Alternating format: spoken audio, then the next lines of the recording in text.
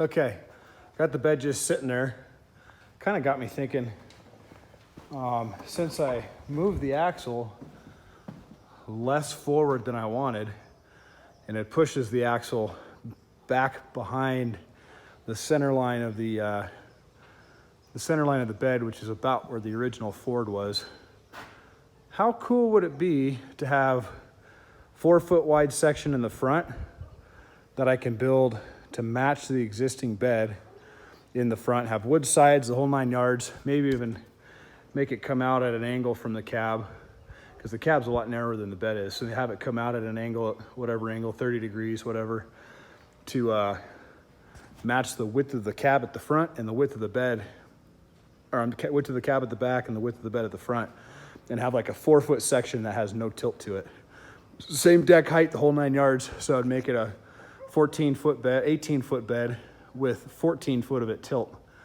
It'd be kind of cool, and then that would help center the axle again where the bed used to be, because I could take that overall length and just 14 foot or 18 foot and put it at 7's 14, whatever. I'm gonna pull this up, I think, and center the bed over the axle and pull it out and just see kind of what it looks like as far as proportions go. Because that'd be kind of cool, I think. It'd be a little different. So right now it's just sitting. It's actually going to raise up 1.5 inches because I'm going to put a 2x6 in there to raise it up, just to buffer it. So I had to take the original pivot off, had to take the mud flaps off so that I can clear it. And then I think what I'm going to do, these are the original cab mounts. These are the original cab mounts for the school bus. So I was thinking, I got a 2x6 instead of a 2x4. Normally I just put a 2x4 in here. I'm thinking if that sits there, hold on 1 second. Let me take this bolt out.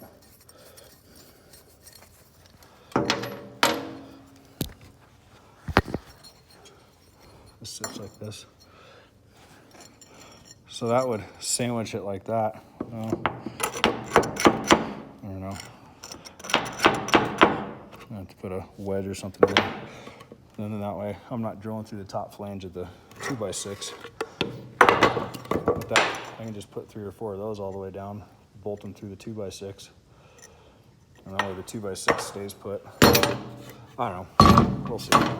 Anyways, so I'm gonna lift this thing back up again, pull the truck back another however far I can go. I can go about 8 feet before I go hitting the wall.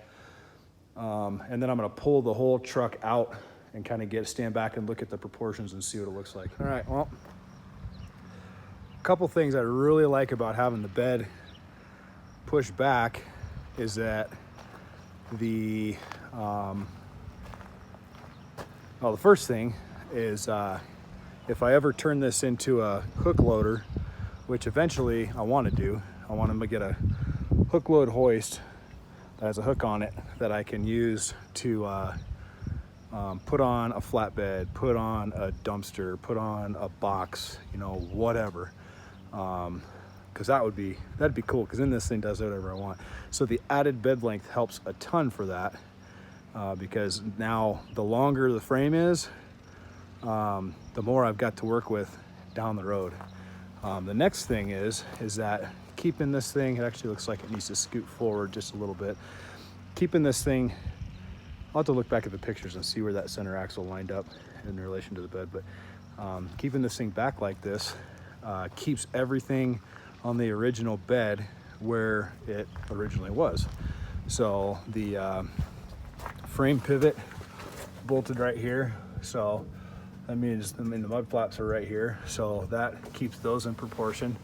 The hoist lands pretty nicely up inside this little square here, where it originally did. You can actually see right there was where the hoist bolted to the front, and that lands right in this little spot very nicely, so that's good. And then additionally, obviously, I get all that extra bed length. The bed length isn't going to help when I'm doing like hauling crap, but you know, trash or something that I'm going to use to tilt bed to throw away. All right, that's an extra 4 foot of bed. And that makes to 18 feet. And then I don't have to remake this entire bed. I just have to make a little 4-foot section, which is kind of nice. The other thing I was really worried about, I didn't take into account, was I thought the tires were actually going to hit the bed, but I didn't take into account that C-channel frame, which is cool. Even when this thing's completely aired out, it doesn't hit the bed. So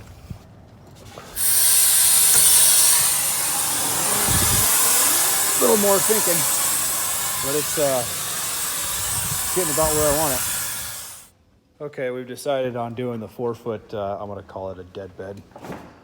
4-foot dead bed. I'll get some steel and match this frame design. I'll do the same thing, and then I'll get some of the 2x12 and wrap it, and I'll probably build a frame inside the 2x12 so that it's all solid, and I can like open it like a door. I'll hinge it on one side. You can open it, store crap in it, and whatever. So now trying to figure out this pivot mechanism is awfully chintzy. So I don't know if it's gonna stay or not, but we're gonna use it for now. So now I'm just trying to figure out how the old frame, they literally just like hacked a big square out of it with God only knows what. It's a pretty nasty cut. So I've basically come up here, utilized the shoulder, not the head, but the shoulder, to find my center line for the pin and mark this out where it's gonna go. Let me go to the other side, I can show you a little better. So that's the center line of the pin. And then that way this will just set, the hole will set in this pocket. In fact, you can see the circle from the grease. The hole will just set in this pocket. Has a little clearance for the 45. Oh, I'll set in there like that, bolt it up. Bob's your uncle. Then this thing, I'm gonna redo these holes because they only had 2 bolts in this and it wasn't even square.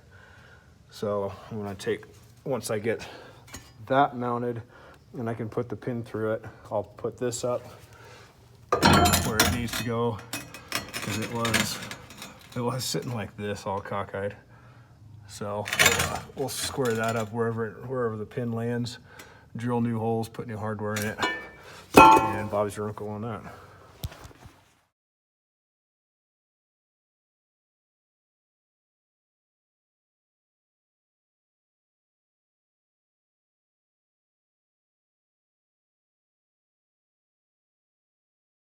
Okay, that's another 5.5 feet taken off this thing.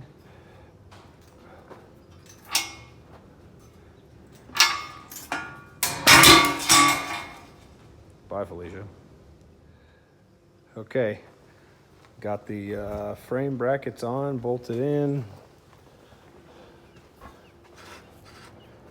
Now I'll put the bed back on the truck and figure out where the other plates mount on the bed, and probably have to drill those out too.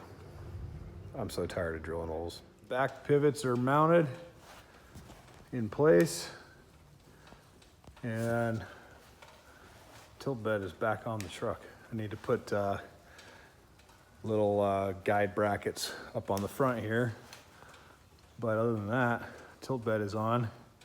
Now to get a hoist on this thing, I'll have to look at the charts and see exactly what angle this thing's gonna tilt back at with a hoist. They basically just determine that from pivot point here to pivot point here, and that tells you how far back or what the angle is gonna be when the hoist is installed. So getting there.